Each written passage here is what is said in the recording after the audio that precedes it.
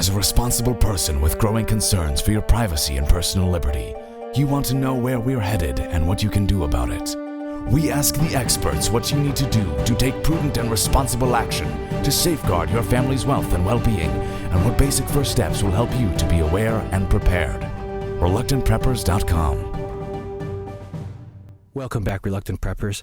Tonight we have a returning guest, Robert Ellis Smith, founder and editor of PrivacyJournal.net, the world's oldest privacy journal, is here with us again on Reluctant Preppers to talk to us about how we can protect and preserve our personal privacy. Robert, thanks for joining us again here on Reluctant Preppers. Well, it's good to join you again. In surveying your website at PrivacyJournal.com, there on your page about your e-newsletter that you send out, there's so many interesting topics on there that I just wanted to we'll have to have you on again just to delve into some more of those, because there's just so much that's happening in this area.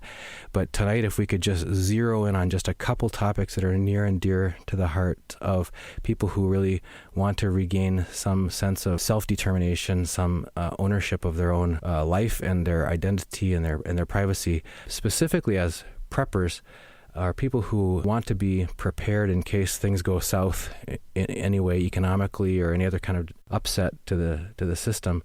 How can people maintain a low profile in that? Because it seems inherently valuable to be able to maintain a low profile and not be conspicuous if you're going against the herd, if you're going against flowing against the stream, and most people aren't doing these things, but you are. In terms of, the things that you purchase, the things that you own or store up, who you associate with or communicate with and network with, what you study, what skills you develop, things you learn up on. If you want to maintain as much privacy and anonymity around those areas as you can, what are some ways to help do that? Well, it's a good question. I've thought for a long time that the government, in the name of national security, has imposed upon us all sorts of restrictions that everybody's familiar with, from ID requirements to stripping down at the airport. But they, in the course of that, have made us more vulnerable in terms of our personal security.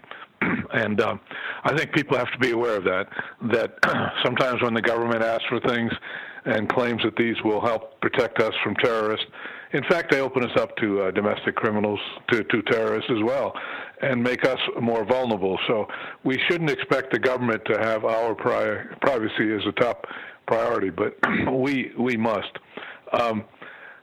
Among other things, keep your Social Security number close to your vest. That applies anytime. Don't give it out to just anybody.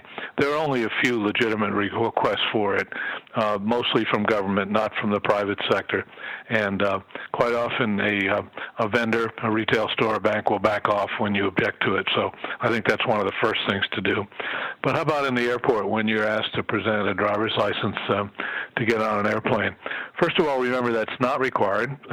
It is only coerced, and there are many times you can provide alternate ways to show that you are a secure person, and people ought to do that if they're not in a hurry.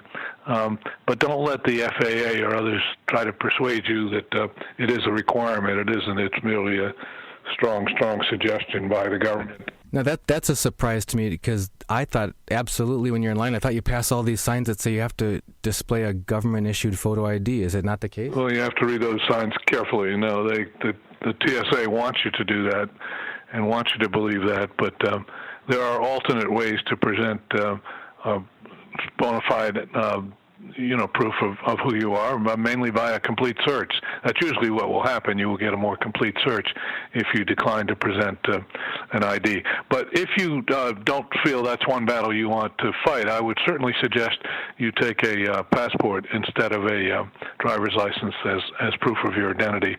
Just think of all the lost driver's licenses that are floating around airports. Secondly, here is a document that shows your home address, and it shows your home address at a time when you're not there and when it's pretty clear that you're going to be away for a while. So why display that at an airport? I never use my driver's license when I'm flying. A passport does not have your address on it. It does not have your Social Security number on it. It is a bona fide piece of identification. I think it's much more of a privacy protector than any of the other types of information. About medical information, now for about 10 years we've had on the books a law that allows people to get a copy of their own medical files. That wasn't always automatic.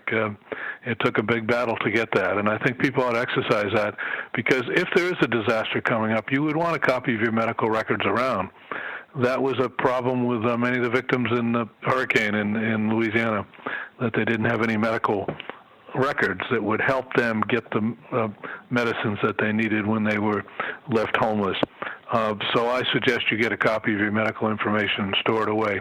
If in fact you have a very dull medical history, I wouldn't bother. But if there are medications you're going to need in an emergency, you ought to have a copy of your medical information in an envelope somewhere that you can grab in case of an emergency. Those are some of the things that can be done.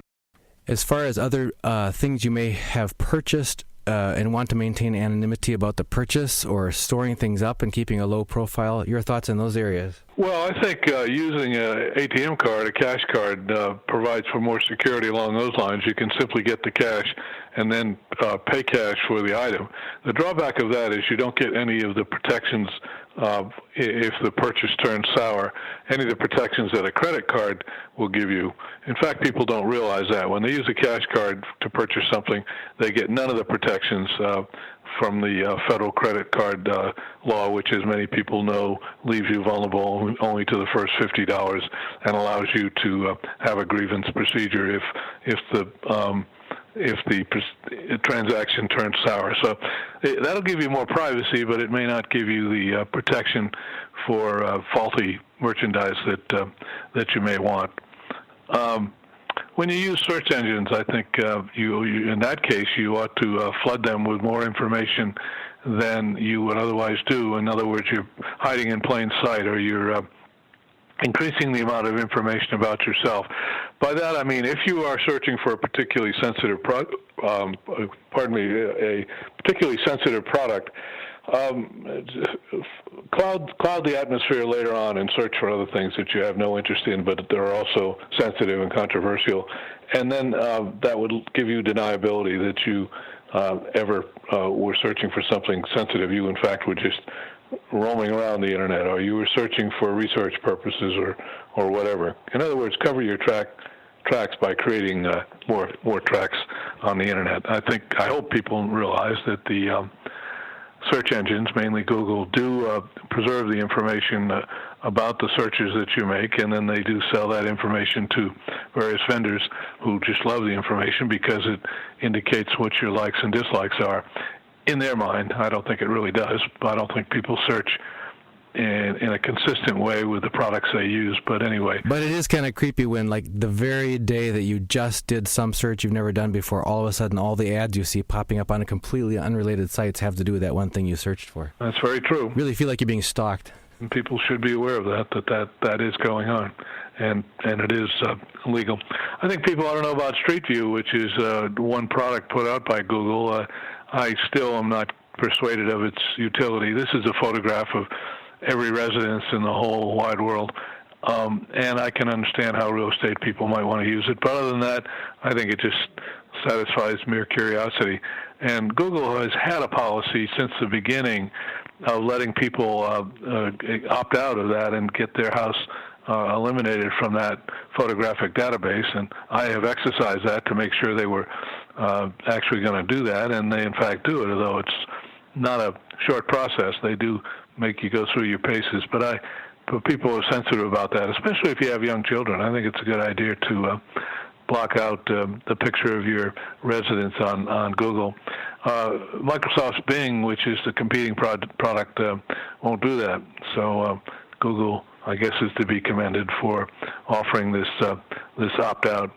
I think people should Google themselves at least once a week, especially if they're active at work or in a community organization or in their communities.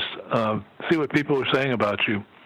And people may realize that you don't have any right, at least in the United States, to eliminate any negative information in the Google's list of links about you. But there is one technique you can use if there is negative information about you on a Google search, and that is to create positive things about you on the internet that will push those negative ones further back to page 4 and 5 if your life goes back that far.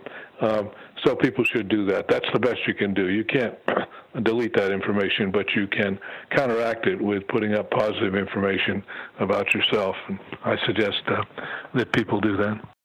How about your associations, your communications, your contacts, the people that you associate with? Is there anything that would help people to maintain a sense of privacy, to make that less public knowledge? Well, very little. The little history is probably in order here, but most people realize that one of Edward Snowden's great revelations was that the NSA was very interested in what they called metadata, which is the calling patterns of people's telephones. They were more interested in that information than the content of phone calls, which they found rather petty. But the people you call and the people who call you is of great interest to NSA's computers, because without human intervention, they can figure out patterns of people's associates. And I'm not sure there's a whole lot you can do about it except to be aware of it. In most cases, it will be imposed on non-U.S. persons, but not always. But be aware of that your calling patterns now are much more of interest to the surveillance folks than the content of your message. In addition to that, your location is of much more interest to the sleuths than the content of your message. And when you ever use a cell phone, there is a permanent record kept of the nearest cell tower that was used to transmit that call. That's not an absolute indicator of where you are, but it's close enough.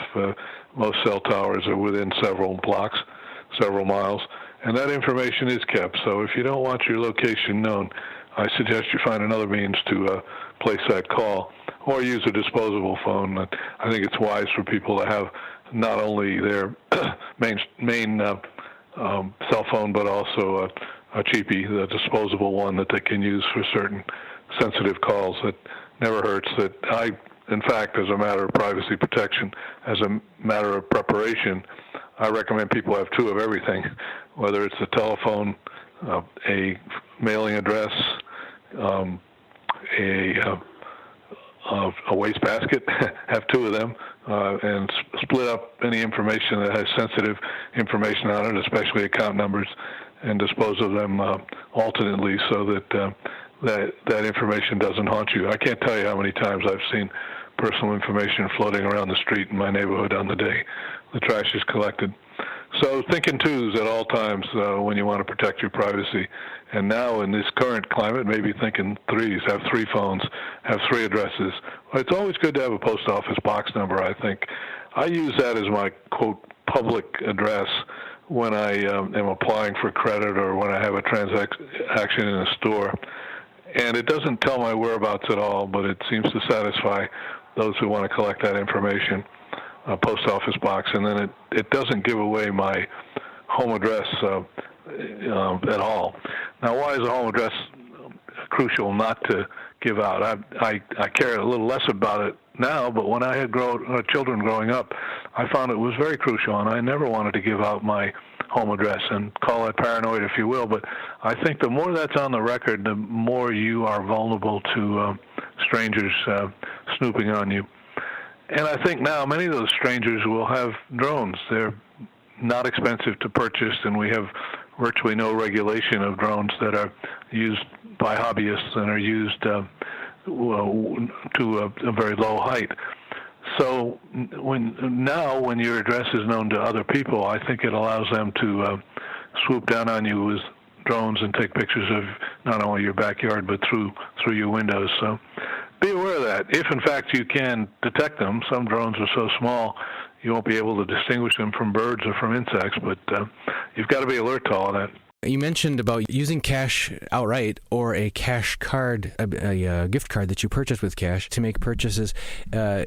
Any other way that, from a physical standpoint, once you've owned something, if you're a prepper, you might own a lot of something, how to just keep a low profile about the actual possessions that you have, about the physical things that you own? Well, sometimes as simple as purchasing out of town, if it's a sensitive item, gives you some measure of privacy, not from the national networks we have, but from gossiping people. So That's one thing I do. I when I've had sensitive medical procedures, sometimes I've gone out of town for that. People can keep up that theme when they're making purchases. It is very hard to keep those purchases secret now because they show up on your bills. That's rather a new phenomenon, that the actual purchase shows up on your bill as well as the amount spent. So people just have to be aware of that. I don't have any magic bullets for avoiding that, but I think some sensitivity on the part of people, some planning ahead, some purchasing out of town can diminish some of your vulnerability there. We actually had a security expert that I listened to give a presentation, said before the holiday shopping to purchase these gift cards with cash at different locations, some outside in different towns or different counties, and then use those for your online purchases or whatever, so they wouldn't track it all back to your specific locale where you're coming from, just trying to really protect but as you point out, you're giving up, and there's always the carrot of the convenience or the savings or the in this case purchase protection that you give up if you're going to go outside the system. Yeah, I think that the crisis of personal privacy for people is created mainly because they can't resist commercial come-ons, and the more that they do, the more that they do without, the more they can protect their privacy, because most of the information collection in the private sector about individuals is based on purchases and on the hope and the idea and the goal of separating you from your money later on by pushing products that you really don't need. Now, is it true that not only if you make calls from your cell phone, but that even when you're not making calls, that basically your cell phone is tracking your every move? Yeah, within the nearest cell tower, that's true, because the emergency forces do need to have access to that in case of an emergency. So not using the phone, even for some phones, shutting it down is not going to eliminate you from that potential surveillance. It's always a possibility.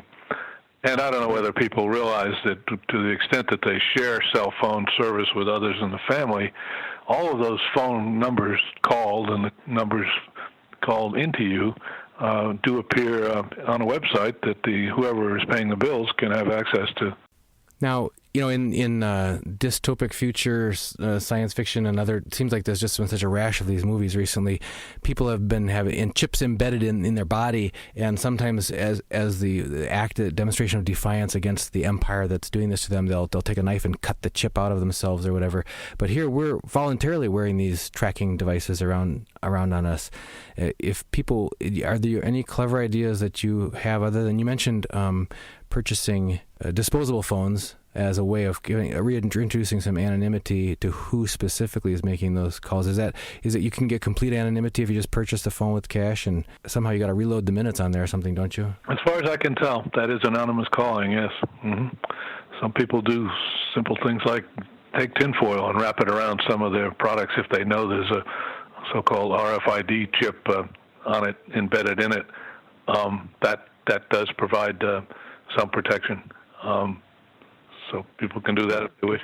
How about our vehicles? The last several model years, I keep hearing more and more things about the increasing sophistication of the computerization of the cars. Everybody used to lament, couple decades ago, people would lament, hey, you can't even do your own tune-ups anymore. And then now you can't even find a spare space under the hood to work on your car because you can't even fix it anymore. Everything's in the computer. But more recently, the computer's not only controlling the correct operation of the vehicle, but the computer's reporting the location of the vehicle. And then just in the last year, the computer is actually able to be taken over by the authorities if they want to shut your car down in the event, we're told, of a high-speed chase or whatever. But is there a way to disable, once you've paid off the car, once you own it in full, once the new car warranty is expired, so it's completely up to you, is there a way to disable the tracking aspect or the shutdown aspect of cars, or is that illegal?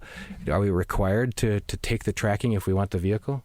I know of no law that requires you to keep the tracking. That hasn't come down the pike yet. I know of no absolute right by law that guarantees you the ability to disable it. I think it's safe to go ahead and disable it. There have been a handful of states that have passed laws that require that the purchaser be notified that there is a so-called black box in the vehicle, and they have been installed mainly for accident reconstruction, much like those in an airplane. But they can be used for other purposes, and I think that there are those who will find other purposes for them. So people should perhaps work with their legislatures to get a law, first of all, that will notify them when these black boxes are installed, and secondly, give them a right to disable them when necessary. Other aspects, we keep seeing people wanting to put. So I guess that's another area where we've opted in out of convenience in our own household. I was thinking about this: the turnpikes and interstate highways that have a electronic. They call it Easy Pass, iZoom, or all these different terms. It's a tracking device you actually pay for and rent and put in your vehicle so that you can drive straight through the toll booths without slowing down to dig out cash and open your window if it's raining and whatever. And it saves you money and it saves you time. So it's very appealing, but you're giving up any semblance of privacy that you had as far as your vehicle being trackable, although now that I've seen, I believe, video cameras, they're reading your license plate at the toll booths even if you stop for the manual. But is that any other examples of where we're inadvertently opting into surveillance that may not be the point, but that's what we're giving up to? Well, and people who live in the West will tell you that their utility service is tracking them quite a bit. Yeah, now that utility companies want to reward people who use their services off-peak and thereby have reduced prices. In order to do that, you have to have much more sophisticated meters, which have been installed in California and many other places. And only in California has there been a movement to make sure that that information can be used only for proper purposes.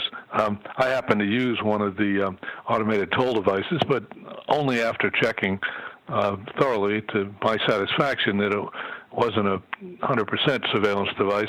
It will tell when you get on the highway and when you get off, in the sense that it's to the extent that it is a toll highway, and that can be reconstructed, and police can get a warrant or a subpoena to get that information.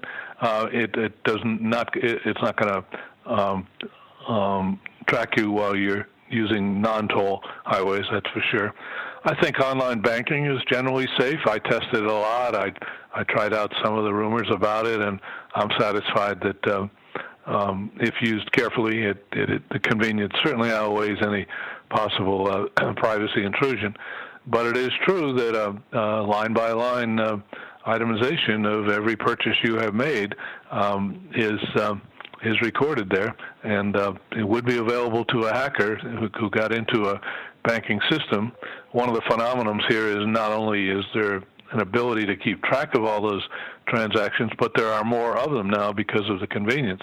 We use that card much more than we used to use credit cards or checks in the marketplace because it is so easy. And so the list that is being formed is quite detailed. And once again, that's something else people should be aware of. And when there are either sensitive transactions you want to make or records of location you don't want to be made a permanent part of the record, you ought to act accordingly and not use online banking or your debit card for those purposes. Taking it back into the home again, television. We used to have broadcast television and radio that would come through the airwaves, and you could buy any cheap set that you wanted at any store and plug it in at home and snap it on and turn the knob to whatever you wanted to watch. And we used to hear about the Nielsen rating company paying certain people extra, or at least having them voluntarily opt in to be monitored with a special device that had to be added so they could tell what channels they were watching. But now, with the advent of digital television in most metropolitan areas in the past 5 years or so, there's been a conversion where you can't get simple broadcast TV anymore. If you get service, you have to have a digital converter box, even if you're just getting the local channels. And those boxes are networked on, because we've had to call in and have them reset sometimes if they go on the blink from the central service. And so are they also monitoring every channel flip that you make and every show that you watch? Well, they have the capability to do that. I think that people who are savvy will be able to maneuver this to get web-based television services, and that'll outsmart them. It's part of a cat and mouse game, and then there'll be technology that will make that difficult and cumbersome. But for the time being, that's one way to go. There is an awful lot of potential for the monitoring of people's choices by television. We actually, oddly, have in place a federal law that prohibits a lot of monitoring in cable systems. The reason being that 40 years ago, there was great thought that we would vote by cable and that we would order products by cable. And along came a company called Amazon that just maneuvered around all of that and used the web for almost 100% ordering of any product one would need in the household. So we have these strong protections against invading privacy by cable television, because we really thought that was the direction that most marketing was going to go. One of the very few examples in American life where we had a precautionary law, a law that protected privacy before the intrusions began. So ironically, there is better protection there than for exploitation on the web or in a credit card or in one's home. So cable television is bound by these privacy protections only because people thought ahead. And a little bit closer, even more, back to close to that embedded chip is wearable technology. I mean, I got my wife a Fitbit for a recent gift because she does a lot of walking and likes to be able to have a sense of accomplishment, of tracking her progress and that sort of thing. And it never ceases to amaze us, the things that her Fitbit will tell her, like, "Oh, you must be climbing mountains today," or something, because we were doing a lot of high hill climbing, and then, "Oh, congratulations on different things that you've accomplished here." And when I called the company, when we had a recent, her Fitbit broke, and we called up, and I didn't have the exact original contract number or something, but they asked me some questions I was able to answer that showed that they had a lot of personal history about her movement and the lifestyle and that sort of thing to help identify her so that they could send us a warranty replacement. And when I called her on the phone the other day, she said, "Oh, I knew it was you calling." I said, "How'd you know that?" She said, "Well, my Fitbit was Bluetoothing to my phone, and it told me that it was you on the line. I could just look at my wrist and see it was you." So between Fitbits and Apple phones and other wearable technology, is the what kind of trade-offs are we making of voluntarily surrendering what parts of privacy that was never part of our intention of why we got that in the first place? No, I mean, it's incredible, and then the intrusion is so great that we probably almost take it for granted. But one phenomenon is that because of the technology, when in doubt, you can gather the information. There's no cost deterrent to adding another sector of information that you want to collect, even if nobody ever indicated that they needed it. The watchword now is when in doubt, collect, whether it's the FBI or Walmart. And so that's one phenomenon going on here. All I can do is tell you we have to be aware of it, but the intrusion is so massive that I'm not sure we can take precautions along these lines. We have sort of been dancing around a concept that has come along called neuroprivacy, and that is the sanctity of the mind and of one's thoughts. And it certainly is possible for computer technology now to get inside the mind and to monitor that, in fact, even link two brains together, perhaps. And how in the world are we going to monitor that as lay people and to make sure that there are precautions and it's used only for benign purposes and used only with our consent? I'm not optimistic that we can ever do that. It was very unsettling to me, to say the least, to have, I'm on the phone making a phone call to some complete stranger, some other part of the country or the world, and I'm talking to this guy, and he knows when my wife is sleeping or not sleeping over the past month, which hours and how much, and whether she tosses and turns in her sleep, and it's just like, that just was creepy. So yeah, Have people given up totally? I don't know. That would have caused outrage 30 years ago, but not so much now. People, first of all, like the convenience. Secondly, we have, I think I'm safe in saying this, that even though there's been a lot of breaches of information, we haven't had outrageous criminal uses of that information, and maybe people think that their information is safe and no bad things will come of it.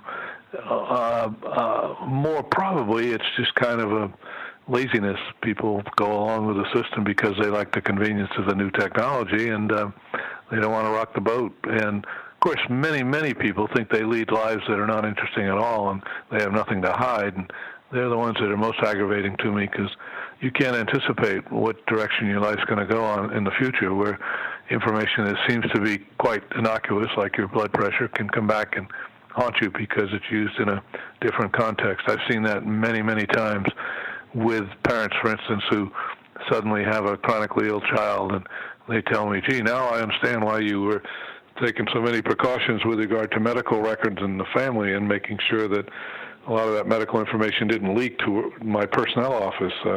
I never thought that was something I had to worry about, but my life changed. I now have a new factor involved, and this confidentiality of that information now becomes very crucial to me.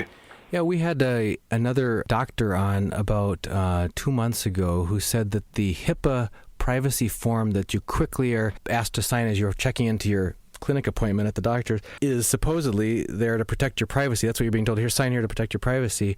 And what you're actually signing is the permission for, I forget if it's 12 ways or 18 ways or something, that the government can access your information and share it among... Well, not just the government, but insurance companies and marketers and other hospitals and other doctors and other doctors' organizations and who else.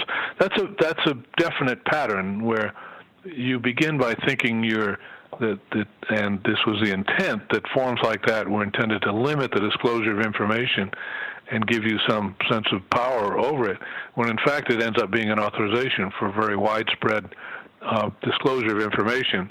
The problem there is that the law, HIPAA, allows that widespread disclosure of information, and that's why it's included in that form. That is not required to be signed either, so people should remember that. They don't have to sign that form in order to get medical treatment, and I hope many people will make a scene in the doctor's office if somebody insists that they fill out that form. It is intended merely to underline the federal medical privacy law that gives you certain limitations on the disclosure of medical information, not many. That was its purpose, and it was never intended as an authorization for widespread disclosure of information. We were shocked to find out that in the state of Minnesota, they've been sampling, they do a heel prick on newborns, supposedly to test for some, they say it's for bilirubin jaundice test and a couple other quick things. And the parents, of course, we want our child to be healthy, and off it goes. What they aren't being told is that blood sample is being warehoused, the DNA from it is being warehoused, and the state of Minnesota has gathered, it's over a decade, and all of this without the consent of parents, warehousing the DNA of newborns. I don't know how many other states are doing that, but with all of the aging population, medical tests that are being given, how much of our very own body and DNA is being sampled, cataloged, warehoused without our consent? Yeah, exactly. I think Minnesota is the forerunner in all of this, and I want to underline what you said. This is all done without not only no consent, but no notice to parents, and it's outrageous, and we'll probably see more of it. And it will all be justified by the medical establishment as helping us out. That's why they want access to personal medical files for research purposes, even though a lot of those research projects are really bogus, but they insist on having access to that, and the federal privacy law does have a wide loophole for research purposes. The Minnesota situation probably will be replicated in other states. The legislature there has not caught up with it yet to curtail all of that, so it probably will be a trend in the other states. Yeah, I mentioned one of the things we do is to put out a compilation of state privacy laws, and we update it every year because you really have to keep pace, so that by looking at this guide, people can tell exactly in their state what their rights are with regard to credit records and medical records and student records and financial records and drones and other tracking technologies and social security numbers. You really need a book to keep track of all this, because there is no one law that protects you. There's just a whole bunch of them, some of them state laws, some of them federal laws. And people can go to our website and check out this book. It's called Compilation of State and Federal Privacy Laws. The website is privacyjournal.net. And up there, as you mentioned, are highlights from our issues and indications of some of the best stories that we've run over the last several months. And we invite people to ask for a sample copy of any issue that has a story in it that might interest them. So people should check out our website, privacyjournal.net. Look for that book of state laws. Look for the highlights from our past issues. And through the site, ask me for a sample copy of our newsletter, and we'll be happy to send you one. Another question on video surveillance. We've known for some time that some banks were under surveillance, decades ago. Then it became places like airports, and then you'd see a sign sometime, notice this place is under video surveillance. It was the exception rather than the rule. Now with red light safety cameras and more and more cameras appearing in public places, even on the highway, in intersections, and also now with home security systems. There was an article where the police department were asking people to opt in to where the police would be able to help monitor their video surveillance systems that they put in their own private property.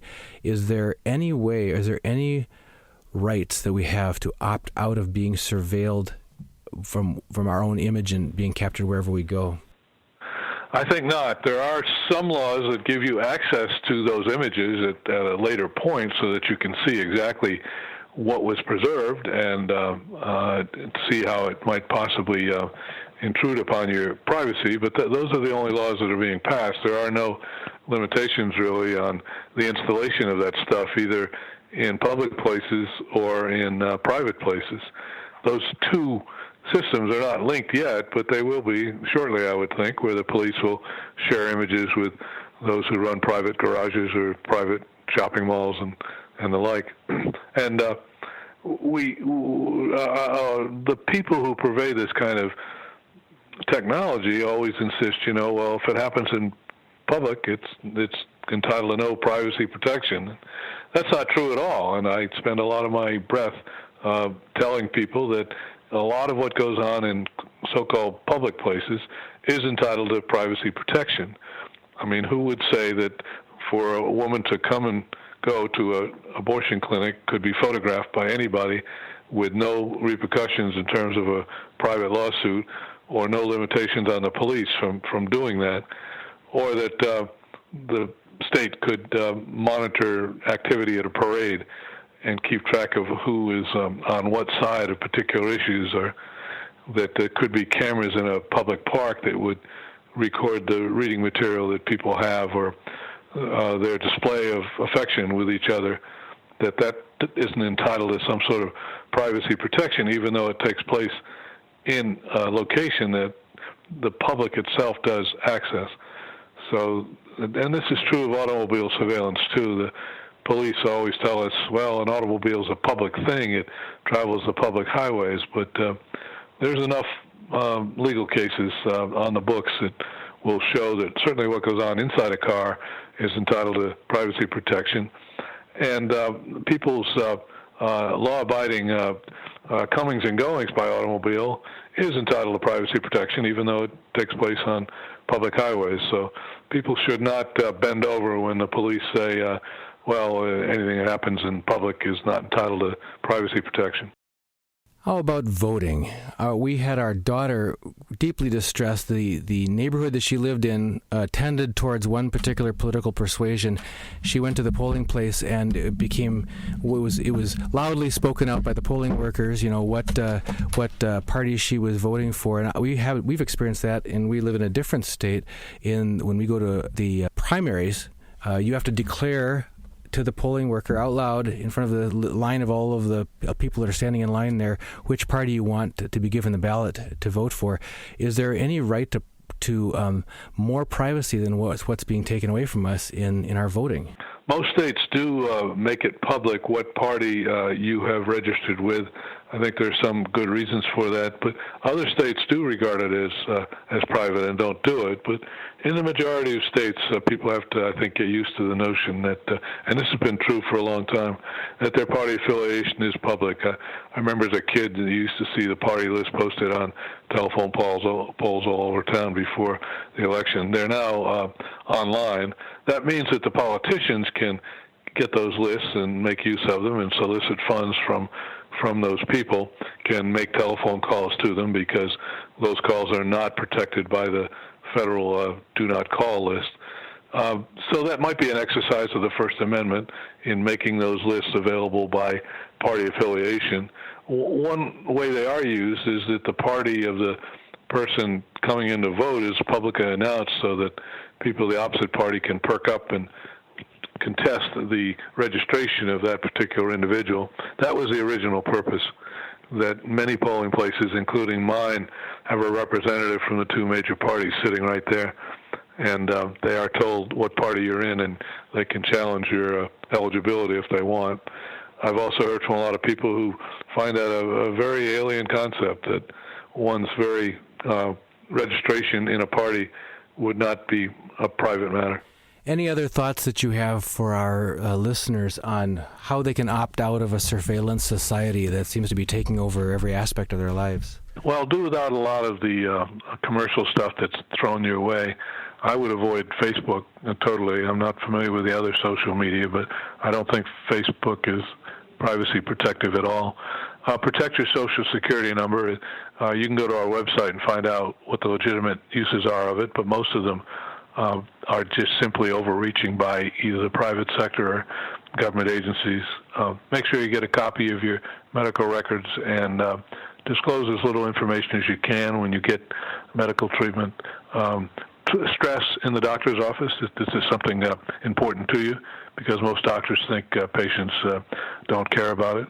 Be aware of the new technologies, like know all you can about them, whether it's what I call neural privacy, the intrusion into the mind by technology, the use of drones and other aircraft without pilots, the use of DNA and of other biometric indicators, some physical attributes that you have that's used in a comparison. Know all you can about how computers work, how cell phones work. Don't let people in positions of power tell you that we need the information because the computer needs it. Don't let them persuade you that computers can do things they really can't do. You can do that only if you're well prepared and if you're knowledgeable about the new technology. And there are no excuses anymore because it's all available by using your keyboard. Well, Robert Ellis Smith, founder and editor of privacyjournal.net, thank you again for joining us here on Reluctant Preppers. Okay, and I hope some of your listeners will write to us, and we'd be glad to hear from them. Thank you.